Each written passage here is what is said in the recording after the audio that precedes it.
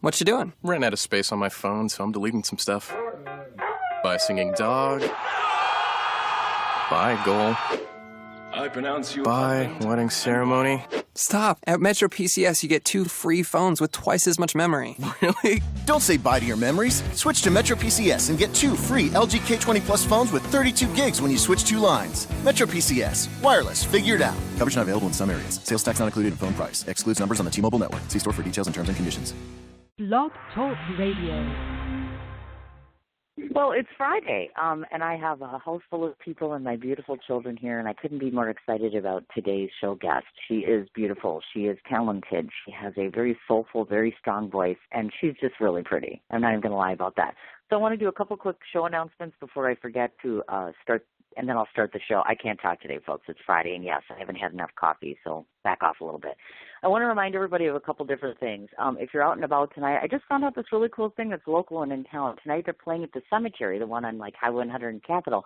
They're literally having an outdoor showing of the movie Hocus Pocus tonight, and I'm like, how totally cool is that? You get to sit outside, I get to have my wine, my food, and I get to get scared. Just kidding. But it's just cool, isn't it? Isn't it a great idea to be out and about and outside and checking out a movie? Don't forget, guys, to go ahead to Croatian Park because you're going to go ahead and see Circle Switch, which is playing sometime tonight. Forgive me for not knowing the exact time. So go ahead and check out the Croatian Music Festival. I believe that's happening all weekend long. And obviously, of course, I'll put up a list, hopefully on my show page or my personal page, of some of my friends that are actually playing this weekend or any sorts of other events. I myself am not either New York or LA bound, which means I'm stuck at home in this beautiful Wisconsin weather. Yay! So I think that's everything that we're all caught up on. Don't forget to go to my YouTube channel, check out all the interviews that I've downloaded. And second of all, don't forget to check out my Patreon account because we all know we want to support me financially, right? Well, somebody has to support the show. And most importantly, of course, now that Kerwin's comic book is up and for sale, please do your best to spread the word. We've got 5,000 books to sell, and that's a whole lot of work, kids. So without further ado, let's get Danielle on the line, and we'll start talking to her. Good morning. Danielle, hi. Good morning. I know, right? It is morning, isn't it? I was just going to say, you're up very early, and I appreciate that. And I felt so bad because I'm like, oh, my God, I scheduled an 11 a.m. appointment with this young woman who's up at the crack of dawn. And I'm sorry. I'm really sorry. Oh, it's totally fine. I worked out this morning, so it's a good, you're the first human being I'm talking to all day. It's lovely. Oh, my gosh. That would be perfect if you were male. But you're not, so that's okay, and I'm totally fine with that. I'm like, you know what? That happens all the time with me. So I appreciate that. I do, first of all. Of now, course. I've done Thank you my for having me homework. on. Well, the thing is this. I only had so much coffee. I picked up my kids this morning, and they were gracious enough to be like, Mom, it's totally cool that you do your job while we sit here and get to play video games. Rough life, right? They're still off school yet, so I'm like, this is so awesome. I took a look at you. I took a look at your face, and then I took a look at your press kit, and then I took a look at your story, and there's so much to talk about here. You really are a very striking young woman. I know a lot of beautiful people, and you're very young, and you're very pretty. So I want to talk a little bit about that because you're younger than me, obviously. I'm 48. So I'm a little older. And so I work in an industry, so do you, where we find that things such as looks and presence are very important. Talk to me a little bit, or I should say to your audience, I should say, about, Kesha was just on and did a whole segment about this. And you remind me of her, actually, that youthful look and that sort of passionate presence that you give. Talk to the folks a bit about how important it is about staying true to you, whether it's your looks, whether it's your clothing, the choices that you make, because I think people tend to lose themselves in this industry. You know what I'm saying? Definitely, yeah. I mean, that's really hard, though. It's very important, and it's much easier said than done. I think you are pressured all the time to be sexier, to wear less clothing, or to sound a certain way, to make your music sound and fit in a certain way. And I think it really comes down to, like, if you're a lady and you're gorgeous and you're like, the hottest thing on the market and you want to be half naked and dance around in a bikini and stuff, then do your thing, girl, whatever. But if that's not what you want, and you end up doing that, I don't know for sure, but I would assume that you would not be very happy for very long, and I think, the point of being a musician and the point of doing really any kind of having a creative career is you're doing it because you love it. And if you love it, you want to share your love of it with other people. And if you stop loving it because you stop being who you are and stop being true to the things that make you love it in the first place, you know, then there's an inauthenticity thing going on, and your audience is going to know that, and they may or may not like you after that, you know, and you just won't be happy. You'll be on tour however many, you know, days, like 100 and something days out of the year, singing songs you hate, wearing outfits you wish you weren't wearing, you know. So it's extremely important to be true to who you are. And I think, you know, I think that's true in anything. I think that it's important to always be honest and true to yourself. And those are lessons that we all learn. I mean, I think we all learn all of the same lessons. We just learn them at different points in our lives, you know. And for me, the whole be yourself thing really came at a young age, just because I was not that cool in at least junior high. I mean, I tried to be cool in high school, but I was a definite loser in junior high. And I had a really rough go of it, and it was hard to try to be myself because I hated who I was because nobody else liked who I was, you know. So I do. Well, and I look at you now, and you have this, maybe I'm the only one who notices this, but I doubt it. You have this very distinctive presence and look about you. So I was curious to ask, like, when you were first starting out and trying to find your way in music, was it important to you to establish yourself some way, whether it was a look, whether it was a sound? How important was it to you to individualize yourself in this industry? It was important, but I don't think I thought about it too much. I think that I was just trying to do my thing and be myself and make sure that I did not conform. That was like my main, you know, I can only write the music that I write because I'm me. And I am not very good at writing the things that other people are creating. So I already set myself apart just by being both the writer and the singer. You know, that already set me apart. And then when people started liking that, I wanted to do more of it. Look-wise, I've had a lot of people try to brand me, you know, like, oh, you should be like this, you should be like this. And for me, it's important to, I really like having a look that no one else, like if you saw me on the street or you saw me in a magazine and music, the title music was not near my name, you know, I don't want you to know that I'm a musician just because of how I look. Right. Like there are country girls, you can look at them and you're like, okay, that is clearly a country singer, you know. Which is fine. But for me, I'm like, I don't want you to know what kind of music I do. I want you to give me a chance first. I want you to listen to it before you judge what it is. So, and I like not having a brand. I like wearing jeans and T-shirts, and then I like looking super glamorous. So I wanted to be able to do and wear kind of whatever I wanted instead of having to fit into a box. So you don't want to be put in a box, period. That is so cool. I absolutely love that. Yeah. So I have one of many questions I'm going to ask you in terms of some of your background. First of all, I know that you actually were self-taught, meaning you taught yourself as it relates to the piano. So I have a huge question here because I think I've scored myself a free piano, and I'm an awesome writer, among other things, but I suck as a musician. I don't know a thing about it. I'm not good at it. I'm not going to pretend like, oh, yeah, I'm going to rock that piano. No, I'm not. So I've got to try to stay positive. So I have to ask you, because obviously you're self-taught, is there anything that you can tell me or anybody else out there who has zero talent in this? I just want to be able to play. It's a beautiful, it's a beautiful piece of instrumentation. So my question to you is, how challenging was that for you? Because it doesn't seem like this would be something to master easily. Yeah, I mean, it was hard. I sucked for a long time.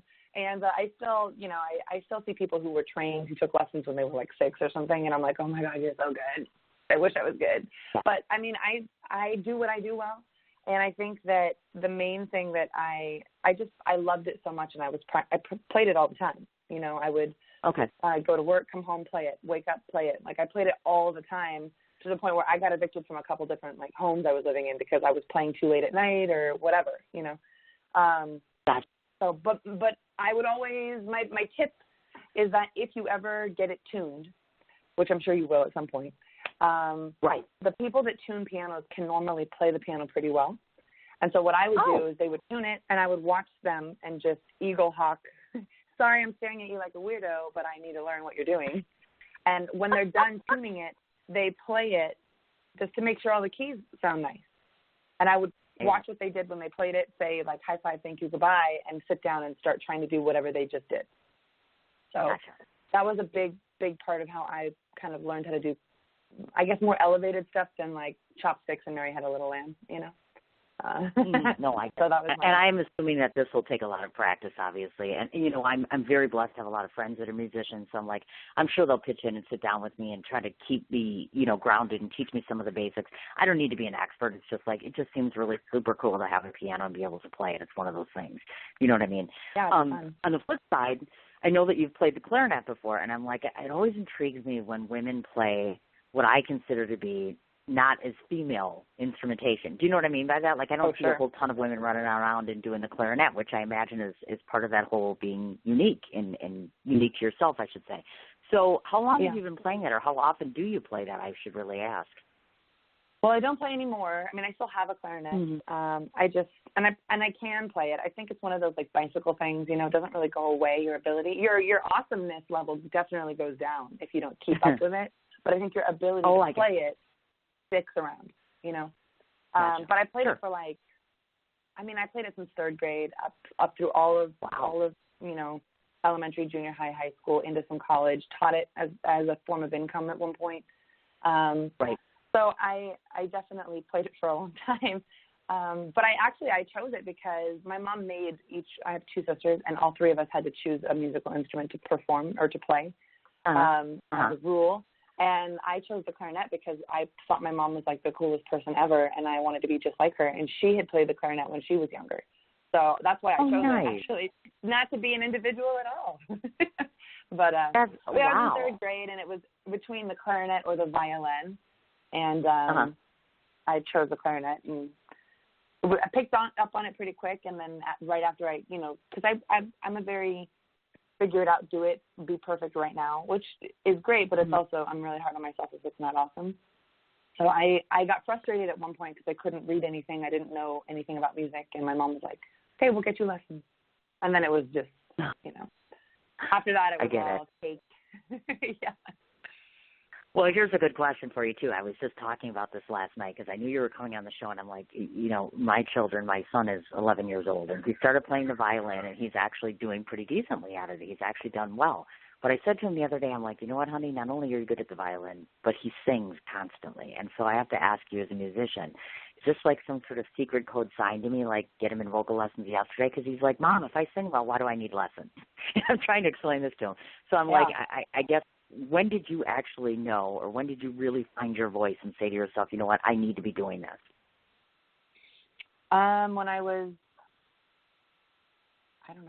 8 years ago, 9 years ago. Wow, okay. I played, for me, I had always loved singing. I wanted to be in choir. I wanted to sing. But everyone, my parents and my teachers were all you're really good at the clarinet, stick with that, So I already felt very one thing, stay in your, zone.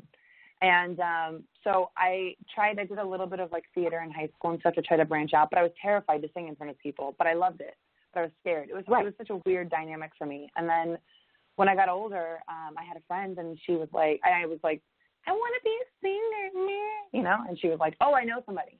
You should go sing for him, and he's a little producer person for Disney. So I met up with him, and then I sang for him, and he was the one that was okay, so you have a nice voice, but you need to be able to write songs and play an instrument, because there are a million pretty voices in the world, and you're not going to get anywhere if you're just a voice. You need to have talent, you need to play and perform and sing and write stuff. So he was the one that kind of got me going on it. And then I really, took off from there. And I only recently started really regularly taking voice lessons, which, to answer your question, are extremely important, because if you're gonna sing a lot, if you just want to be singing for fun and that's it, you don't really need a lesson, but if you want to do it on a regular professional type basis, you can really hurt yourself if you're doing it a lot and you don't know what you're doing. So that's why I think lessons are important, because they teach you all the form and junk. And if you're younger and you just learn it, I wish that I would have had that when I was younger, because it puts you years ahead of other people, look at Adele. Adele was amazing when she was younger, but had she had proper vocal training, she would have probably built up the strength of her voice, so that when she did 100, I think she did 180 shows this year or something. So when she did that many shows singing the way she does, she may not have injured herself, I don't know. Just an idea. But I got to tell you, I mean, when you look at your life now, obviously in the course of the last 8 years and so, some of the places that you've played at, some of your accomplishments at this point, you were just signing I saw the cover of Intrigue magazine. Oh my God, you're so cute. And I see this cover and I think to myself, oh my God, how exciting is this? So are you kind of like still overwhelmed by this? Do you know what I mean? Like you're just kind of in awe of this whole, oh my God, look at all this stuff that's happening. Or is it becoming more comfortable for you? Are you kind of getting shifted and adjusted to what's really happening career-wise? Yeah, kind of both. Yeah, I mean, I'm still every individual thing is a big deal, you know? And then when it's over, I'm kind of like, yeah, that was so fun. And I talk about it like it's, you know, like I do it every day. Like I don't have interviews every day. I don't get to talk to people like you every day. So when they do happen, I'm like, to do something cool today. Wow. Yeah, I mean, not every day, you know? Like I only have, I think, 2 this week and I have 1 next week. So it's not like, I imagine at some point, like Kesha's probably interviewing every day or twice a day, or, you know, she's at a point where she is having conversations with people all over the country all the time. So I'm building that up, you know, and so it's very exciting to me to do that. The Intrigue magazine thing, I carried it around like everywhere I went. I went to a bar and I was like, look, this is me. Because I was so excited, cool. And they were like, oh, drinks on us, you know, and I was like, oh my God, this is what it's like. Yeah, so no, it's still very exciting for me. It's still very surreal, right? No, I get that. I kind of figured that, and I thought to myself, one thing that you must struggle with, and I guess I don't know because obviously I'm not in California, but I see this a lot. You're in the land of, you know, besides New York City and LA, those are the 2 big places as it relates to arts and music and theater and all that good stuff. So one of the things I looked at was, okay, how hard is it for you? Because there's just, I'm guessing, legions and legions of competition there. You know what I mean? All sorts of different musicians, all trying to get the break, all trying to get their name out there and all that good stuff. Do you struggle with that sometimes? Do you find that it's difficult to be in competition with so many, or are you confident that you're going to be able to tackle this? Well, I'm pretty confident. I don't really think about the other musicians too often just because what I do is so different, you know. There are a couple people, like I'm my song's on Sirius XM radio right now, and there's another woman who is on Sirius XM radio, and she's not in the forefront of my mind, so I can't remember her name right now, but she has, I think her name is it's Whitney Wowers or something like that, and she she has all these opportunities and things coming up where she's interviewing with them, and she's on multiple stations, and a lot of her songs are playing, and so things like that where she and I kind of started at the same point, and then she got with some management, and boom, you know, things have started to like skyrocket for her, whereas I'm still by myself. I don't have any management. So for me, I got onto Sirius XM, and that was great, but as far as I know, I'm the only one who doesn't have representation, and that is something that kind of, you know, I get down about sometimes just because I know that helps. You know, when you have a team of people helping you out, that's amazing. And you can get much more done that way. Like if I was like Snow White, you know, and I had to clean up after the 7 dwarves, she could not have done that alone without all of her little animal friends. You know what I mean? She needed a lot of help to clean up all of this mess. Cool. And I need some animal friends. So yeah. And I know what you mean because I myself, I do the same thing that you do, and without a team of people, it's a struggle. I mean, because you're pushing for you all the time. You're like your number one cheerleader constantly. I find that that's one quality that I admire about you very much. I like seeing creatives that work very hard for themselves and that they're very confident and that they present themselves very properly. You know, I wasn't a Kesha fan for quite a while. My daughter used to make me go see her all the time, and I'm like, yay, this is great. And I wasn't that impressed with who she was. And now I see that she's really matured, like Miley Cyrus's of the world. Some of the girls that used to be a little more childlike are really coming into it, of course. So I want to talk a bit about the personal side of you because you're not just a musician. I think people oftentimes will, you know, you get interviewed and you want to talk about the professional side of things, but you're a person too. So these are some of the things that I know with you. Apparently, you like to eat salad, and more power to you because, dude, I'm completely all about donuts and Mountain Dew, and I don't know how you people do it, so more power to you. I love the fact that you're living this healthy life. I'm like, she rocks, I guess. You're a total California girl, which is awesome because I'm a total New York City girl, so I kind of am like, I get it. Like, I'm afraid to come to L.A. I have to come to L.A. soon, and I'm a little nervous about it. You guys are like people. Like, seriously, I get nervous. I mean, it's a tough. Well, you know what I mean? You live there, right? So depending on what part you go in, I'm like, it's a little rough for me. I'm like, I'm not so sure you people like me. I have to ask you the obvious question because Thank you. I have to ask you this question because somebody asked me to, and this happens a lot. I posted you up yesterday already, and I started to promote the show. And, of course, the obvious question comes out, which is the tongue starts wagging by some people, and they're like, does she have a boyfriend? Is she taken? Is she seeing anyone? And I'm like, you don't live in L.A., right? But I'm going to throw that question out there to you, Danielle. Inquiring minds want to know, is she currently taking applications, or is she already taken? I am not taking applications. Ah. I am taken, but I do my darndest to keep it sort of under wraps, just because. I'm sorry, I didn't mean to me. You got that. No, Sure. no, it's totally fine. I mean, I can say yes, I'm taken, and you don't know by whom. But she could be dating, somebody in Hollywood that we don't know, famous. Exactly. Like an actor. Yeah, and I like to keep it kind of on the DL, just because I feel like, there used to be a time when, way before I was born, but I think celebrity used to be more of a mystery, and then social media happened, and now we tell you everything. And I'm not, I mean, I wouldn't say I'm like the biggest, bestest celebrity ever, but all about Angelina Jolie and Brad Pitt and their kids, and like they broke up, and like that sucks for them, because that's such a personal thing to go through. So I am doing my best to try to keep everything kind of quiet as long as I can, just because I feel like I have something so sweet and beautiful, and I want to make sure it stays sweet and beautiful and doesn't get, all dirty. So I at least have to ask. Yeah, I know, that's you don't have to reveal. You don't have to reveal who he is or whatever have you, but there's a pertinent question to this, because I often interview people that are either married or taken or have significant others, and I want to talk about this a bit, because a lot of the people that listen to my show are either in the business or trying to get in or creatives. Talk a little bit about that in terms of, do you think it's difficult when you're in this sort of field, being a musician, you're out and about all the time? Is it really hard to try to have a relationship with somebody? Because I imagine that's got to be a struggle. Not just time-wise, but just you're an attractive person. You're going to gravitate to a lot of attention. Is that a struggle for you? Not yet. I mean, I'm hoping it doesn't become one.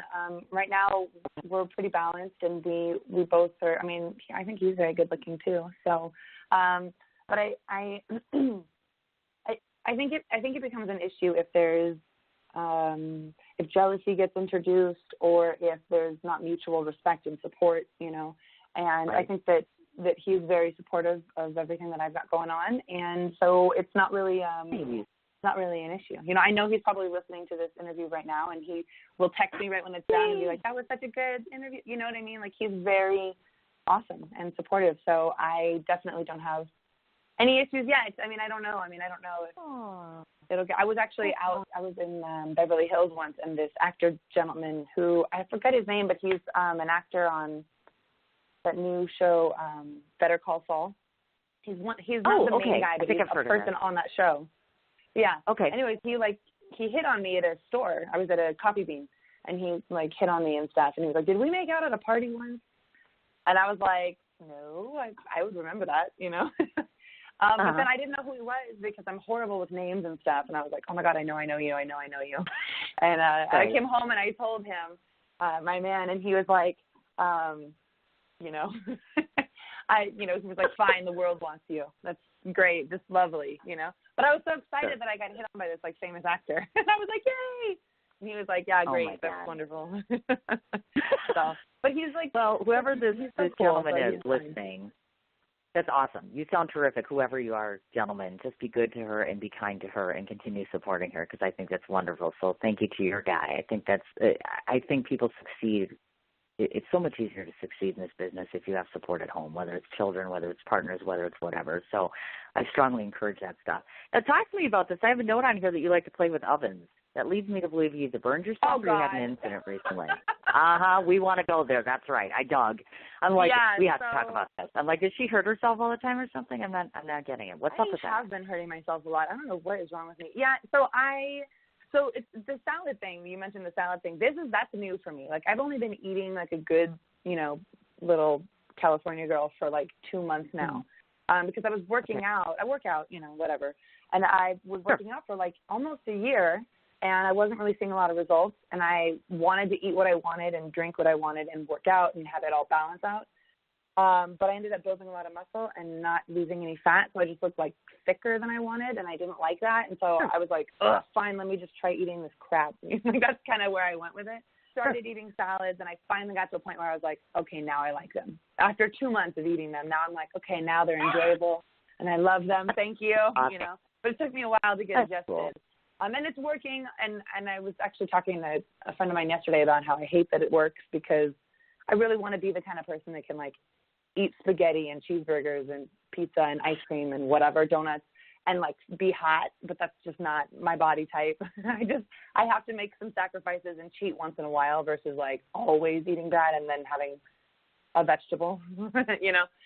So I was making I was making swordfish for the first time. I was cooking a swordfish. And I guess you cook it on the stovetop, and then you take the pan and you put it in the oven to cook it some more, and then you take it out and you finish it on the stovetop. So I put it in there in the oven, and I pulled it out of the oven with an oven mitt, and then I put it on the stove to, like, cook it on the stovetop, and I forgot that it had been in the oven, so I full hand grabbed the pan handle, like, hold on to it, and I burnt, like, all of my fingers on my left hand. It was awful. It was really bad. They were, like, blistering, and, like, it was so painful. And I was like, oh, my God, what is wrong with me? It was just in the 400-degree oven, like, 2 seconds ago. 2 seconds ago. Why did I touch it plain-handed? I just don't know what happened. I was such a fool. So, and then I had, like, Band-Aids everywhere. I looked like Edward Scissorhands. Yeah, it was, like, awful. That is just, oh, my God, that's so scary. Oh, my God. Stay away from the ovens. This is ridiculous. You need to have somebody cooking for you, or the boyfriend should be making food, or something should be happening here, because I was like, oh, my God, this girl's going to end up killing herself somehow. It's just, you know we don't really pay attention. But you have too much stuff going on. And the day before, I smashed my face into, like, a speaker. So. Oh, my God. I know. I think I may be going through, like, a clumsy phase. I don't know. I thought I broke my toe, like. Yeah, my mom is like, can you accident yourself and not hurt yourself? Yeah. Yeah, sometimes these things happen. I get you. And the other cool thing I noticed was that you make it a point to designate 30 minutes a day for reading, which I think is important. I want to talk about that topic because most of us that get super busy all the time, the reality of the situation is there is no me time. So I want you to talk a little bit about that, because people like me or industry people, you're always going all the time, taking a call, doing an email, whatever. Talk a bit about how it keeps you grounded to find some of that me time, or forcing yourself. How do you learn to force yourself to make yourself a priority when you're becoming a sensation? Make sense? Yeah. Well, it's awesome that you, like, know all these things about me. I'm a journalist here. I'm like supposed reading. to. I know. Okay, so I like reading, and my whole family reads, and one of my sisters actually reads. Like, I mean, you know, I think everyone in America probably reads a little bit, like, online or something. But my family reads, like, books, and they love them. And so I love reading as well. But I read a lot more when I was single or less busy, you know. And now I have all this stuff going on, like you said, and I realize, and I complain sometimes about not being able to read. And I'm one of those people. I hate complaining. I'm kind of like, do something about it or shut up. You know, that's kind of how I feel. Right. So I apply that to myself as well. Do something about it or stop talking about it. So I love going to coffee shops. Most of the time when I write music, I go to a coffee shop. I start with the lyrics first, so I'm always away from my regular spaces to just make sure that I focus on not the jobs. You know, the little, like you said, the emails, the phone calls. So I try to not be in my home so that I don't have to focus on that. So when I realized that I would make time to, like, go and do the lyric stuff somewhere, and I was like, you know, I could just also do that. So when I go out to do lyric writing, I also go out and I bring my book. Right now I'm reading Sherlock Holmes, like, it's the complete set of all of his stories. Cool. So I go out and I set a timer on my phone, literally, and I read. And then when the timer goes off, if I'm, like, done with the chapter, I close the book, or if I'm almost done, I finish the chapter and close the book. And then I do whatever else I need to do, because, you know, you can get lost in a good book if you're really into it. Right. So you can read longer than you need to, and I'm only going to give myself 30 minutes because you do it every day. That adds up, you know. No, I totally takes me a little bit longer to read books, so my whole family's like, where are you at in the book? And I'm like, the beginning, like, still. Like, I only 30 days, that's it, you know. So. Well, right. You only have so much time. Yeah. But then, it works out really well because then it's like adventure is in your brain. And I think, a lot of times living life and reading about stories of other people living life, whether they're real or not, gives you ideas about things you can write about, and I think life experience is how you express, art comes from experience. Art comes from how you see the world, which means you have to see the world, which means that you have to either have money and travel, or you have to open a book or something, watch something on TV that inspires you, anything. It could be a myriad of things, but I think, you definitely have to do more than just sit at your house by yourself, you got to go out into the world and experience it. Yeah, I agree with that. Now, here's an interesting question. Folks that are listening in that may not know this, I know that some of the places in the past you played include House of Blues, the Viper Room, the Rainbow Room, which are some pretty big names there. So this is the question I want to address to you, because I'm sure there's people listening that are budding musicians, if not playing already. Some people talk about the anthology of, or the ideology, I should say, that you're playing places like that, you're getting somewhere, etc. Some other musicians say that the biggest and coolest places they've ever played at were little no-name places where everybody packed the room because they loved you. So what advice would you give to somebody when it comes to booking places, etc.? How important is it to get yourself placed in the Viper Room versus I'm going to go down to Malibu or Ojai or whatever and play something? Do you know what I'm saying? How important is it to make that you're seen in the bigger gigs, bigger places, I should say? Well, so those places are iconic and I guess noteworthy in terms of your musician resume, So I would encourage anyone to do them at least one time. Be like, I've done that, I can move on,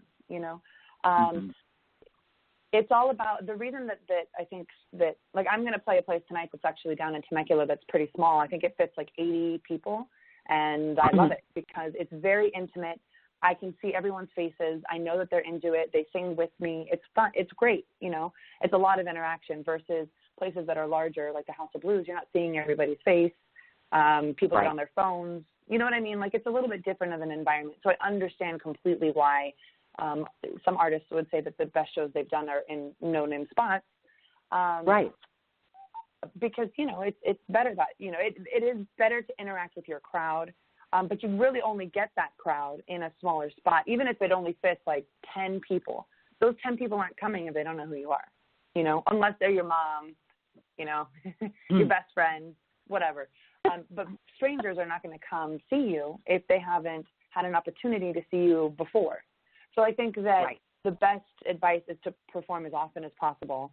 And as I know they've had, some people have said that it's best to start in a very small area and kind of like a corkscrew, wind your way outward, Right. No, I get it. And I think there's something to that, but I do think that performing in different cities or in different areas, not the same place, is good because not everybody's going to this one place that you're playing at.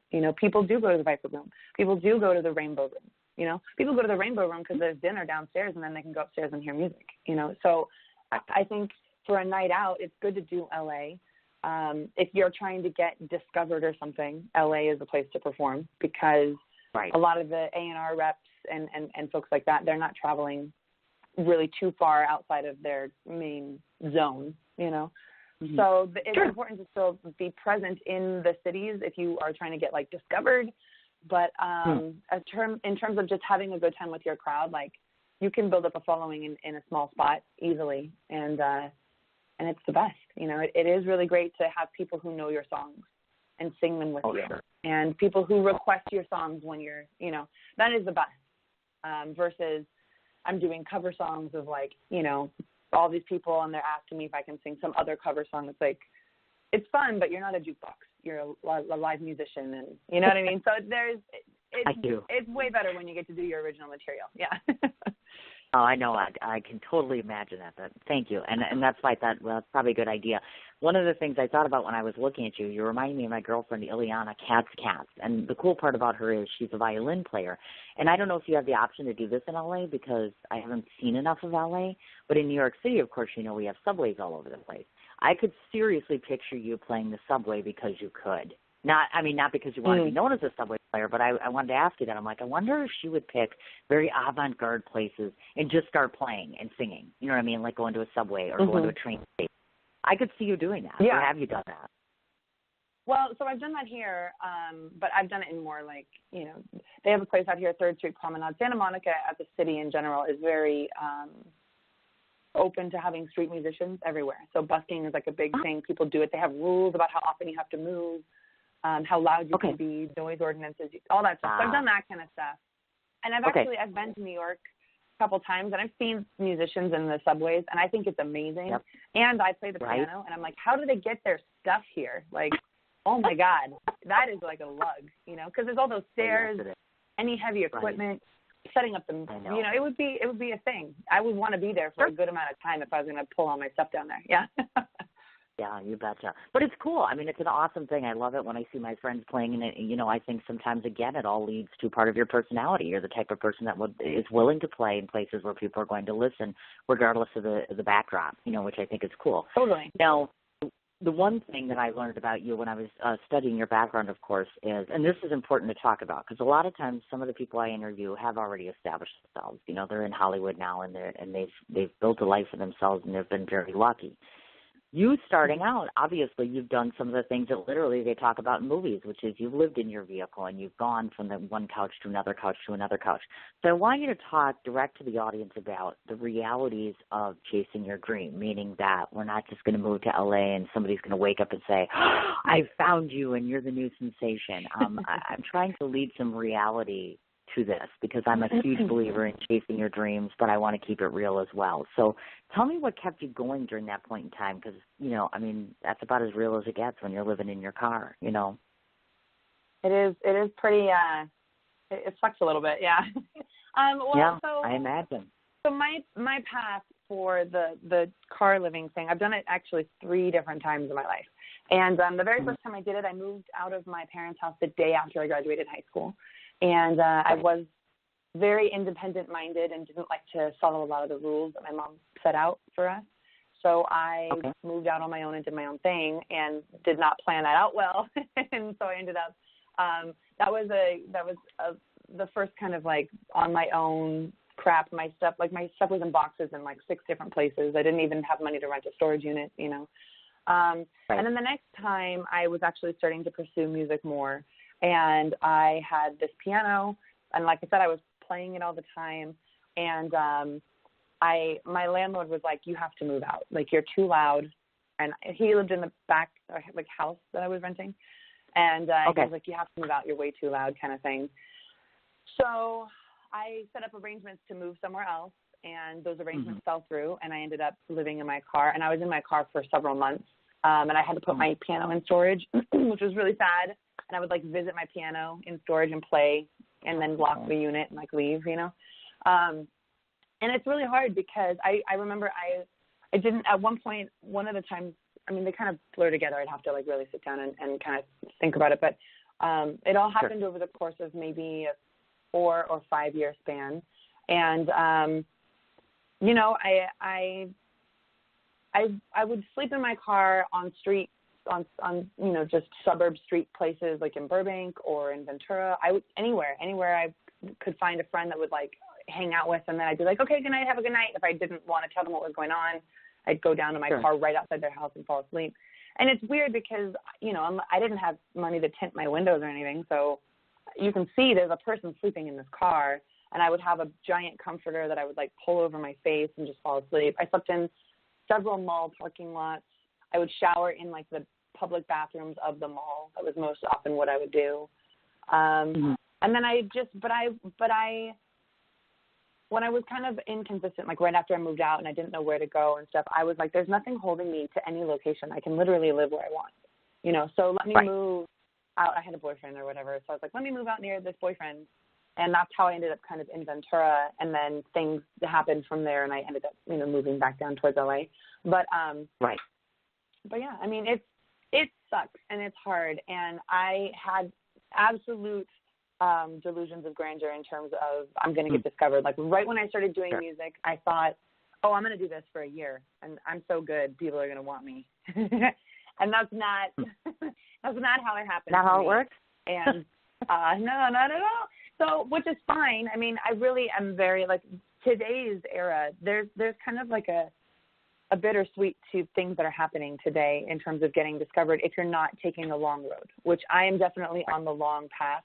And things are finally, I mean, you know, like I said, I'm like 8.5, 9 years in, and things are finally starting to happen. You know, I'm finally on the radio. I'm finally having things like magazines and stuff be interested in me. But until now, it has been a very long, you know, perseverance, believe in yourself. As long as you get better at the thing that you are trying to accomplish, and you have to take a real view of this. You can't just be egotistical, you know. As long as you are actually improving, then you're getting somewhere. And those are little successes, and those matter, and it's worth chasing your dream. But if you're chasing your dream and your dream is to be a singer and you're not improving as a singer, or it's to be a painter and you're not improving as a painter, you have to be honest with yourself and be like, oh, dang it. You know, like I want to be great at this, but I'm trying to be great at it. I'm putting real effort in, and it's still not getting better, you know, after years, not like after a week or something, but after years. Maybe you got to wait. Reassess. Yeah. So, but yeah, I mean, it's been difficult. It's not easy. And I think that the YouTube sensation stuff that's going on now, or singing, you know, like that girl, Ruth B, she did a song on I think it's like 5 seconds or something on Vine of like the Peter Pan song that she became super famous for. And she had 5 seconds of a song that people loved. And that was it that she wrote. And then a label was like, oh, wow, however many million people like you on Vine for 5 seconds of your voice, we're going to sign you to a label and have someone help you write this whole song, and now you're like a sensation, you know? So I think that's awesome for her, but I also think that's dangerous because you don't have an identity. So you end up doing kind of what you were saying, like the Kesha and the Miley Cyrus thing, where you let them mold you. You let them write your songs for you, you know? And then you are a product of the machine instead of an artist that the machine helps promote. So I think that's a little dangerous when you don't take the long way, but the long way is hard. And if people, I mean, there's a lot of bands in LA that are always grinding it out, that are always performing, you know, and I admire that. I think that that's great. And those people are normally really cool people too. They're not stuck up or anything, because they realize like we are on this long journey together, you know. What are you doing? Let's do a show together. So it's really cool, the support when you're on the long path is pretty good. Gotcha. Now, I want to talk about, obviously, of course, was there for you personally, you're the only one who can answer this, in terms of when did you feel like you were actually getting somewhere? Meaning, what was that moment? Have you had that moment yet where you got that big break, or is it still coming, you think? I think when I got on Sirius XM radio, that was like my biggest, like, oh my, because when it happened, they reached out to me. Like I didn't hunt that down. And they reached out to me, and I thought it was a scam. Like I thought, sure, you know, yeah, right. And then I found out it was real. And then I got, and I freaked out, and I was so excited. And then I got my first, you know, it's like a 90-day in arrears thing, but I got my first payment from them, my first check from them, from being played on their radio regularly. Nice. And it was a good amount of money. And then I was like, oh my God, this is like happening finally. And like my feeling was just like, finally, you know, because you pour thousands of dollars and tons of hours. Yeah. So I was very, very happy about it. And so that happened in November last year. So over the last almost year, it's been building more, and it felt more like things are really moving forward. And that's awesome, you know, but not until then.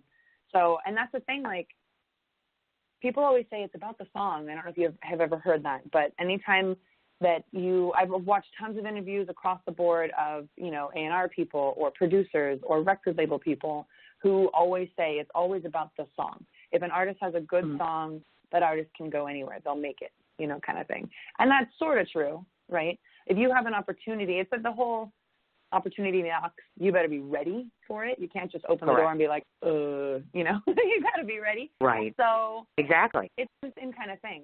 Yeah. If you have a good song, that's awesome. So that when you have an opportunity to play it for someone that can really do something for you, then you'll go somewhere. But if you don't have a song, or if you have a great song and no opportunity, you know, you kind of stand, you know, you're not going anywhere. So I think I finally had a series of songs that people were into, and I think that helped, you know. This opportunity may have been there a long time ago, I don't know, but I didn't have the songs, you know. Right. Now, before we play the actual song, because I requested one of your songs, I requested the one I liked the most, because I listened to a bunch of you, and then like, okay, this is the one that I really like. You know, as a person who interviews other people, you know, you listen to music all the time, and people send me albums, and I'm like, well, I love it all, but this song in particular stood out to me. So before I play it, I want to talk about some of your past creations album-wise, meaning Don't Turn on the Light and The Chase. We want to talk a bit about song creation, etc., meaning that how hands-on are you in terms of the creation of the songs on these particular albums, and what sort of success have you had from them so far? Because now, you know, we're all tech-savvy, meaning that your music can be on 85 forms and platforms, but is it getting out to the people, do you find? Are you getting positive feedback about the stuff you've created so far? Yeah, I am. So I am very hands. I write all of the songs, and I am part of every process across the board for all of my songs, because I want to be like, you know, like the Madonna of my music. You know, I heard she's involved in every aspect of her business, and that's important to me. So I am involved in everything. The Don't Turn on the Light record, I had a lot of help from the producers in terms of structuring the songs, because my song structure wasn't really very mature yet, and actually playing piano. The guy was like, if you want to be a piano player, like, you got to have something worth listening to on the piano besides like a chord. So that was a really big lesson for me in that album. And then that album actually is the one that I would send off to all of these venues in order to be considered for opening for a lot of the national artists that I've opened for. So that was the one that got me my very first opening gig, which was like opening for Johnny Lang. So that one was a really big deal. And that one also is the one that I sent to the producer who did both The Chase and my new record, 1440. And I sent him this CD, and I said, look, I really want to work with you. Would you work with me? And he said, yes. So then that brings us to The Chase. And I wrote all these songs for The Chase, and he heard them, and he said, these are great. When you get to the studio, you really need to vocally, like, you need to bring it. And I was like, I'm going to bring it. Don't even worry, you know. So we go through the whole process. And I was singing a lot around that time. I was actually doing the 3rd Street Promenade street busking stuff. So I would sing for 4 hours a day there and then do shows on the weekends. So I burnt my voice out. So I, during the recording process, couldn't even sing to demo the stuff for the band. And then my voice heals, whatever, and I get into the studio to do it, and I start singing, and the producer goes, like, what are you doing? And I'm like, what do you mean? I'm bringing it. Like, this is my jam. Like, boom. And he was like, yeah, no, you're not at all bringing it. Like, what you're doing is not good enough. You need to, like, belt these melodies out. And I had never belted anything out. So we had to change up some of the melodies and lower them a little bit, because they were really high originally. And so we had to lower them a little, and then I had to learn how to belt out songs Adele style. And it was really hard, because I don't know how to do it. You're only recording vocals for like a week, you know? So I was really hard on myself, and it was really hard. I cried like every day after we were done, you know, because I felt like I sucked. Yeah, it sucked, but I'm really grateful to him, because if I had never known that I had room for improvement, I would have never attempted to improve, you know? So he was like, you know, you need to be stronger and better and whatever. Spent the next year being better, like practicing and looking up online and just trying to do anything I could to strengthen my voice. And then I came back to him, and he was like, holy moly, your voice is like way better. But it is because I worked hard, but it's also because he pointed out, like, hey, you know, you have a very sweet, soft voice, but this needs someone who has a strong voice. You're writing these strong ideas. You need a strong voice to back it up. So then I came to him with this one, and this one was a lot of fun, because there was not a lot of, like, your voice isn't good enough anymore. So it was a lot of fun, and we got to do a lot of, and this one I got to really explore sound design. I wrote the string parts that the string players would play, and that was really cool. And we got an accordion player. Well, I just did a lot of stuff that I hadn't done before musically, so this one was a lot more fun to kind of build upon. So the journey has been interesting in terms of each album, and each one has had its own again, little success, like a little tiny thing that really moved me forward, that helped me get to the next thing, you know, so. And now they all sell, and, you know. Well, exactly. And now, obviously I want to play the song, but my question is, do you know which song she gave me? No. Is it Warrior? No, it's not. I want to know. Tell me. I looked at some of the videos, and then obviously I listened to some of it, like I said. And there's a whole different bunch of things that I listened to. But for some reason, Dead and Gone is the one that stuck out to me. So that's what I asked her. I'm like, I want to play Dead and Gone. I just do. I like, and I can relate to that. Obviously, most people I think can relate to it as well. So I guess before I play it, just kind of give an intro to folks, let them know what they're about to listen to, and kind of what was the driving force behind you creating that song. Yeah, so Dead and Gone is my, I'm calling it my Cinderella song, meaning life is the ball and it ends at midnight, you know. And what are you going to do? Like, how are you, you know, let's party, let's do something good. And take a chance on someone, take a chance on me. Just let's do something fun. Let's make the most out of our lives before we're dead and gone. It's pretty much the idea of the song. And the making of the song, we wanted to do something sort of like the group Stomp. I don't know if you are familiar with that group or not, but yeah, Stomp, the Blue Man Group, something like that. So you what? I don't think I've ever, you know, somebody told me the name not so long ago, but go ahead. Yeah, so Stomp is like a group that uses street brushes and trash cans and trash can lids to make rhythm, and they make really cool beats, and then they all do like dancing stuff on stage. It's like a stage show that goes around the country. Mm-hmm. And so this one we wanted to kind of do something like that. So we challenged our drummer to come up with a weird beat that fit the piano line that we had created, and we wanted to use different instruments. So we bought a trash can, and he played on a trash can lid, and we played on, like, there's like a brush. Like, the entire drum beat is not a drum set. The drum beat is comprised of different street sounds and stuff, like, you know, like street, like trash cans and brooms and stuff like that. So it was really important to us to do something that was like very, I guess, earthy. I don't know what the right word is, but very like everyday kind of a thing, because it's an everyday situation. What are you going to do with your everyday life? So anyways, it's really cool. I love it. It's an interesting beat. It's a fun melody, and I'm so stoked that you picked this song. It's a good one. I love it. Well, I had so many to pick from, and I'm looking, and then I was scheduling the interview, and I'm thinking, oh, wait, everything's all ready, but I don't have a song, because I think it's important if you're going to come on my show and talk about how pseudo-cool you are, because some people think they're awesome, some people don't think they're awesome, some people have great egos that we deal with. So I'm like, let's pick something that's to me, this is a real representation of who you are as a person, meaning it speaks volumes about not only just your pitch and your volume and how you play and how you sing, but it speaks about you, I think. So, folks, we'll give you a break for 3 minutes and 43 seconds, and we'll play Dead and Gone. Here she is.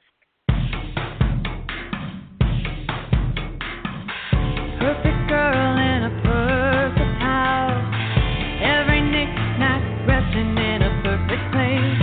Strange man with a dirty brow says the world is ending, everyone's pretending not to see the boy with his mother now. He's a wildfire, she's a cooling autumn breeze.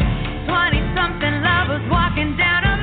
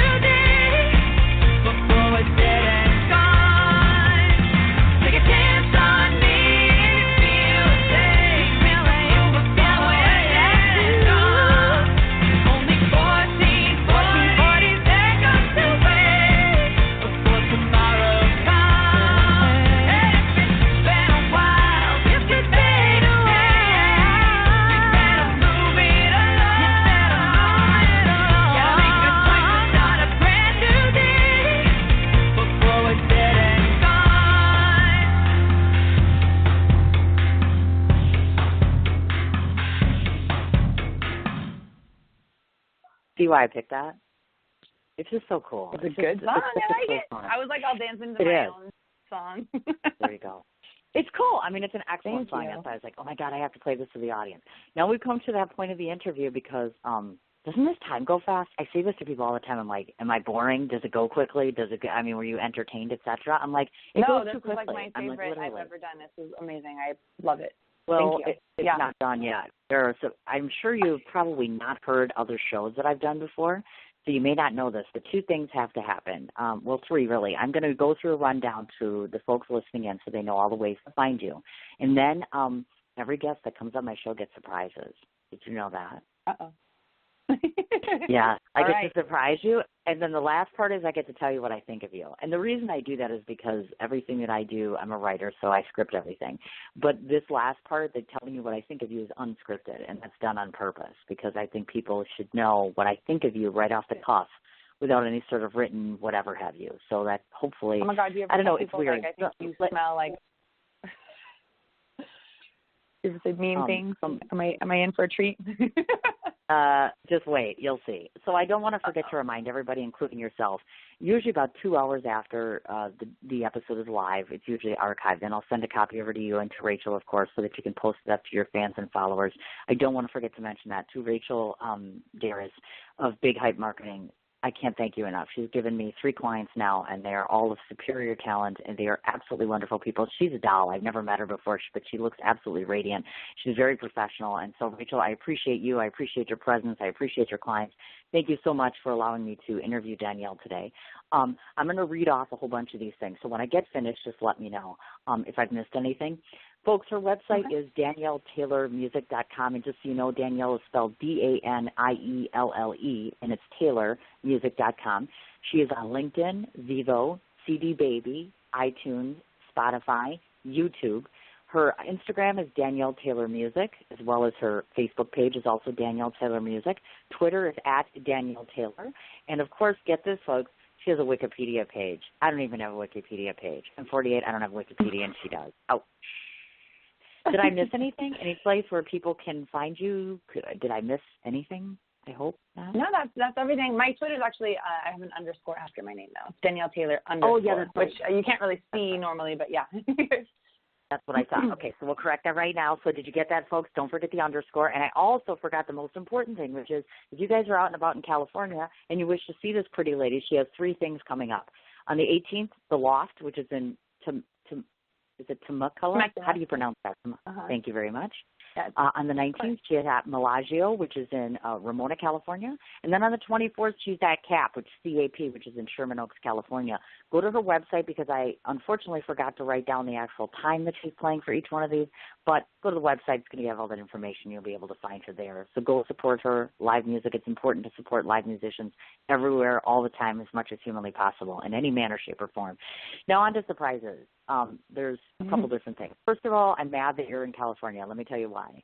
One of the many things that I do is I'm a big backer of independent film. I'm hosting my first film festival this year in New York City, not in L.A. That's exciting. Now, if I knew you were going to be... Congratulations. Well, the thing is this. I'm going to ask you, I'm doubtful that you're coming to New York City anytime soon. Maybe? I don't have any plans to be out there. Because here's how this works. You never know. Because I'm just like you are, which is indie artists are broke a lot. And I'm a mom, so I'm even more broke all the time. But I put together this lovely festival, and what's really cool about it is it incorporates film and music and all sorts of different arts. And so I would have invited you to come to the open jam on the closing night ceremony. It's all a bunch of musicians that come together very impromptu. They play together. I have live music every night. I mean, it's extraordinary. But I can't bring you from L.A. to New York because I'm too broke as a joke. However, this is what I would like to do. The song that I just played, I like it very much. And the one thing that I liked much about it is about halfway through the song, I said to myself, this is a song that's movie music. So ponder this over after our interview, which is all of my friends in New York City are either directors, actors, or both. And indie film is always looking for music from indie artists. So perhaps we could get a bunch of copies put together and I could give it to all 30 of my filmmakers at the film festival. Copies. I would love that. That's amazing. Yeah, thank you. I think that would be a terrific idea. So that's number one. Number two is this. I am coming to California. As you can see, I'm so excited about it, right? Yay, I'm coming. Dun, well, dun, dun. I'm putting, yeah. I know. I'm putting out a calendar this year, so some of my celebrity friends and I have to take some photos, and I have to put my reviews up and all this good stuff. So I was curious to ask you if you ever would or have done or would consider doing a gig with another musician where we would do a live interview. You guys would play music together, and it would promote the both of you. What do you think of that idea? I would love that. And we can have coffee when you're here. That's like a very LA thing, too. But, yes, I would love to perform anytime with anyone that's awesome or someone as awesome as you. I would love that. Well, thank you, because what I'm going to do when we get off the air is I'm going to connect you with somebody that I know. I became acquainted with, do you know who the actor Michael Madsen is? No, I don't know anybody. I'm going to Google him right now. Oh, that's right, because you're young. You have to know who he is. Have you ever seen Reservoir Dogs? Or have you ever seen Donnie Brasco or he's a guy Free Willy, from Thelma and Louise? I know who he is. Yeah. Yes. Okay.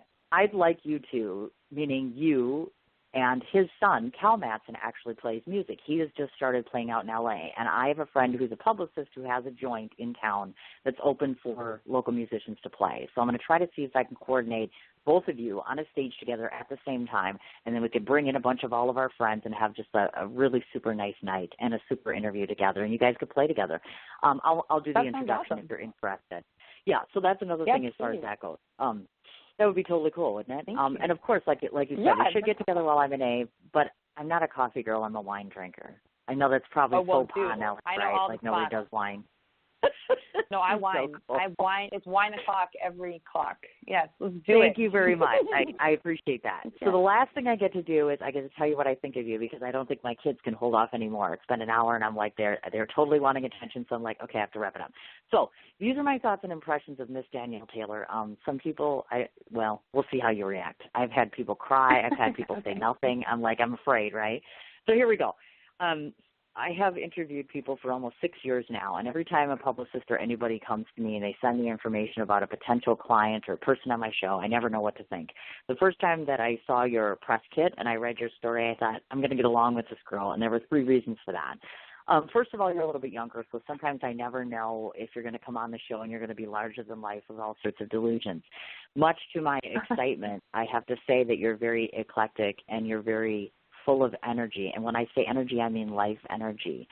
Sometimes when I have people come on the show, they have these dreams and these desires, but they seem rather dormant, meaning that in all of this adversity and tragedy and trauma and things that you've lived through, you've remained not only very hopeful, but you've stayed very lighthearted when it comes to it. When I mean that, I mean love lightheart.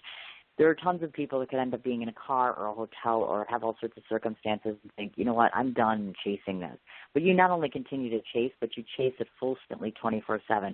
You are what you appear to be, which is you're true to whomever it is that you're enveloping yourself into. You're not going to allow an industry or any individual to change who you are, what you are, the course of the style of your music, which is fabulous. I've listened to probably 15, maybe 16 of your different songs.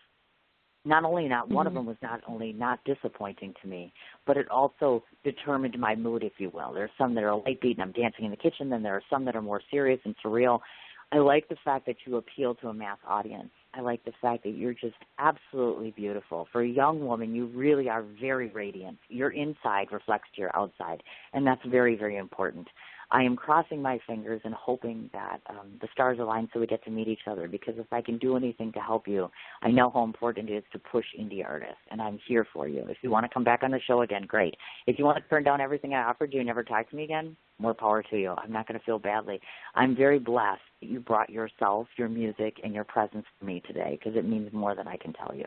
So thank you. Thank you. You just said some of the most beautiful, nice things. Thank you. Thank you. I mean, I'm smiling ear to ear. I really appreciate it. And you have been seriously the most upbeat, fun person to talk to. I've loved it. I would love to meet you and hang out with you and be best friends and do your show anytime. I loved it. Thank you. That's so cool. That's awesome. So what I'll do is once we get off of air, and my kids actually are only here for the afternoon, then they leave for the weekend. So I'll send you some information on how to contact me.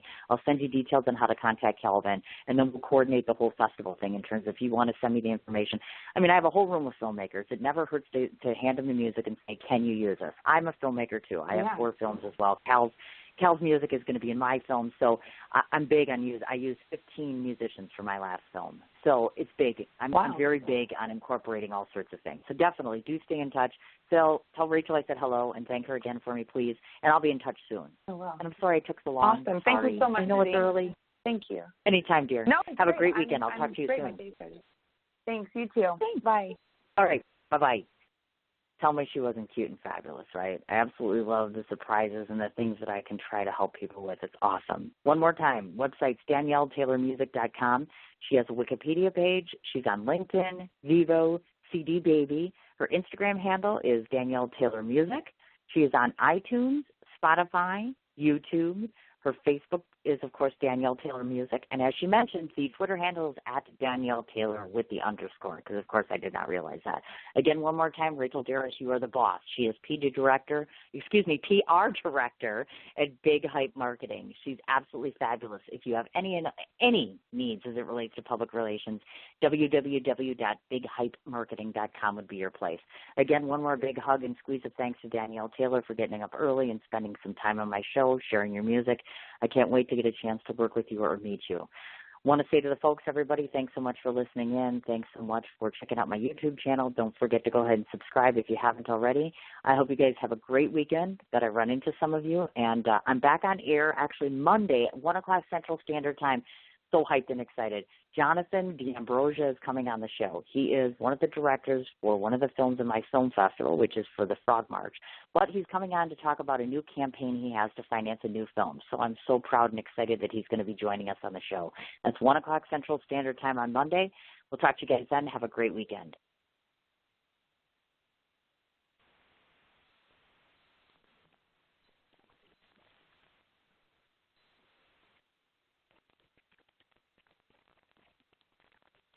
What you doing? Ran out of space on my phone, so I'm deleting some stuff.